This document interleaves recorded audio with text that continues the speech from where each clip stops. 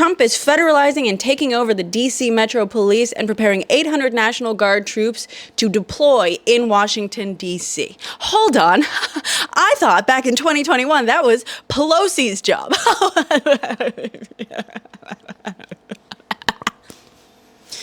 Yeah.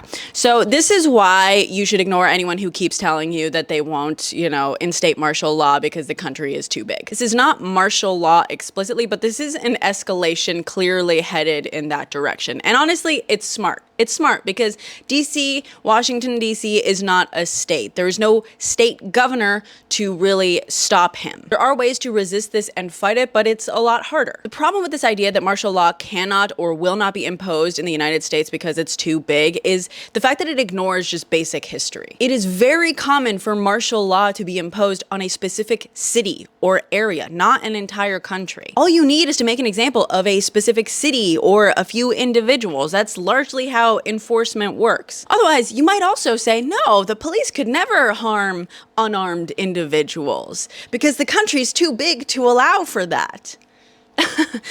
Okay, and quick reminder, violent crime in DC just hit a 30-year low days before Trump took office. So does violent crime spike under Trump? Is this all his fault, or is this just an excuse to federally take over DC? Oh, and as an added bonus, V kind of confirmed this from Under the Desk News, talking about how a big part of this goal is to make 14-year-olds be considered as adults, including in cases of marriage. And I just want to say, I called it.